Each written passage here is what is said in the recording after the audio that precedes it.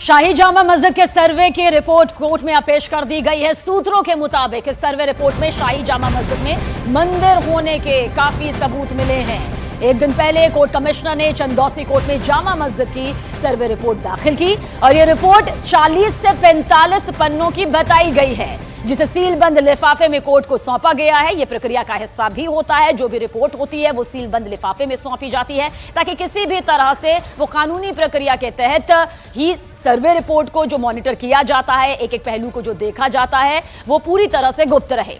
संभल की शाही जामा मस्जिद में 19 नवंबर और 24 नवंबर को कोर्ट कमिश्नर ने दरअसल सर्वे किया था, जिसके बाद ये पूरी रिपोर्ट यहां पर तय की गई है। और जो सूत्रों के हवाले से खबर आ रही है वो यही कि इसमें मंदिर होने के कई अहम और पुख्ता सबूत मिले हैं। वट वृक्ष होने का भी सबूत यहां पर मिला है। यह खबर निकलकर सामने आई है। रमेश जी, आज क्या क्या रहा था कोर्ट में? जी, आज मैंने इससे 2 शिफ्टों में सर्वे किया था।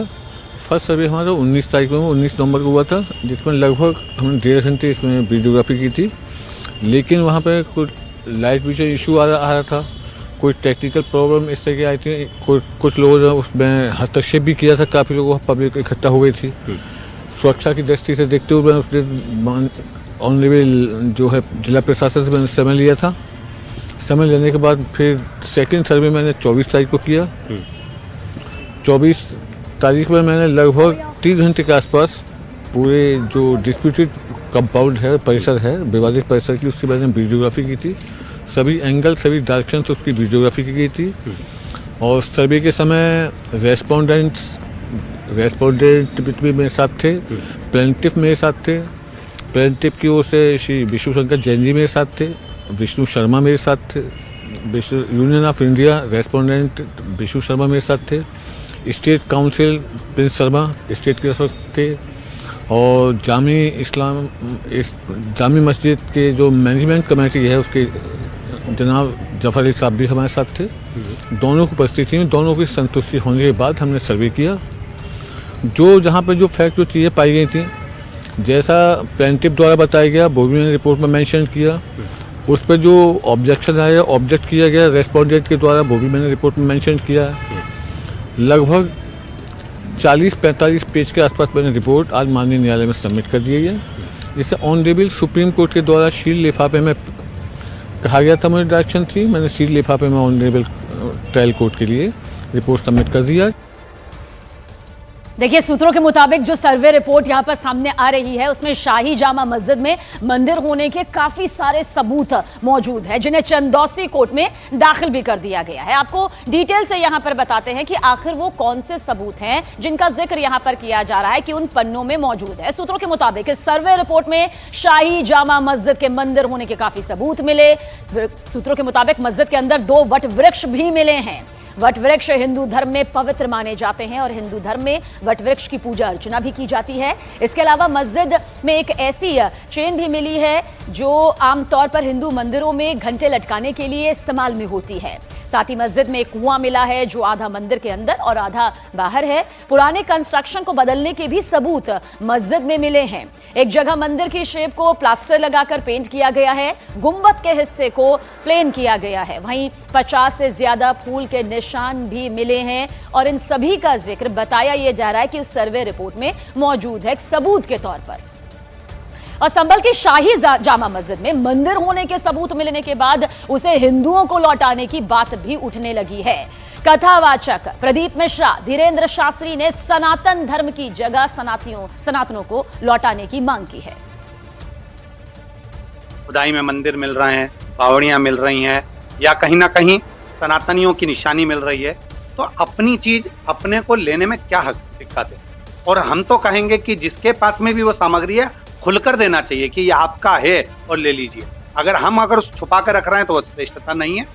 तो वो तो अगर सामने आई है कि भाई बावड़ी हमारी है, संभल का कोई स्थान मंदिर वाला हमारा है, या हम तो केवल एक स्थान से ही मतलब नहीं, पूरे भारत में जहाँ भी कोई चीज सनातन की है वो मिलना चाहिए। हनुमान मंदिर और शिव मंदिर को खोज निकाला, खुदाई हुई, खुदाई होने के बाद में वो निकले हैं, जहाँ जहाँ रह गए वहाँ निकलेंगे। ये सनातन का युग है, स्वर्णम युग है।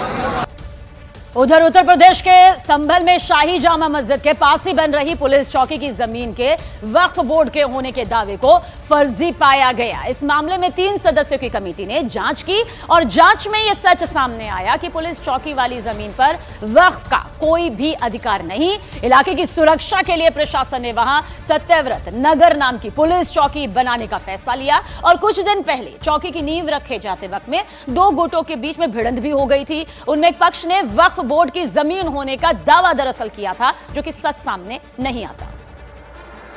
लेकिन जिला प्रशासन की जांच में वो दावा गलत पाया गया। संभल में शाही जामा मस्जिद के नजदीक पुलिस चौकी बनाने का काम 5 दिन पहले शुरू हुआ था। महज 5 दिनों में पहली मंजिल की छत भी डाली गई थी, लेकिन पुलिस चौकी की नींव रखे जाने के साथ ही वो विवादों में आ गई थी, क्योंकि दावा किया गया कि उसे जिस जमीन पर बनाया जा रहा है वो वक्फ बोर्ड की है। लेकिन जांच में वो दावा फर्जी पाया गया। कोई भी भूमि जब वक्फ की जाती है तो उसमें स्वामित्व का उल्लेख अवश्य होता है। इसमें किसी प्रकार के कोई भी स्वामित्व का उल्लेख नहीं है। उस जमीन को वक्फ का बताने वाले लोगों ने प्रशासन को कुछ दस्तावेज भी दिए थे, जिसमें दावा किया गया कि अब्दुल समद नाम के आदमी ने पुलिस चौकी वाली जमीन वक्फ बोर्ड को दे दी थी। तो वक्फ नामे को देखें तो जनपद संभल की हजारों बीघा भूमि का बैनामा कर दिया गया है, जबकि डीएम के मुताबिक उन दस्तावेजों में अब्दुल समद की संपत्ति की कोई जानकारी नहीं दी गई। डीएम ने बताया उन फर्जी दस्तावेजों को अगर माना जाए तो पूरा संभल वक्फ बोर्ड का हो जाएगा। यही वजह रही कि प्रशासन ने गलत दावा करने वालों के खिलाफ केस दर्ज करने की तैयारी शुरू कर दी। देखिए, पुलिस चौकी पर छिड़े विवाद के बीच संभल के चंदौसी में मिली बावड़ी की खुदाई के दौरान भी हंगामा बरप गया। रानी सुरेंद्र बाला की वो बावड़ी करीब 150 साल पुरानी बताई गई है। कुछ दिन पहले वहां शंख बजाकर भागे एक आदमी ने एक बार फिर वहां पर बवाल कर दिया, क्योंकि बताया गया कि उस आदमी ने दोबारा वहां शंख बजाने की कोशिश की। आरोप लगा कि वो माहौल बिगाड़ने के लिए पहुंचा। यही वजह रही कि बावड़ी की देखभाल करने वाले कौशल किशोर उससे भिड़ गए।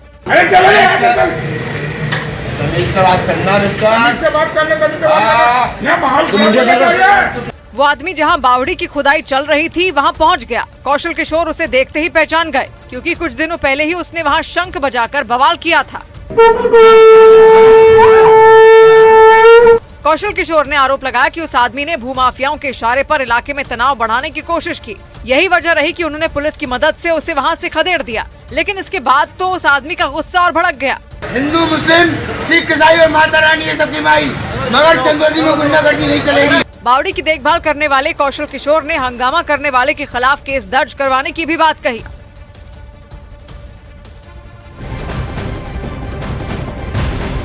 यूपी के संभल में शाही जामा मस्जिद में जुमे की नमाज को लेकर प्रशासन अलर्ट मोड पर है।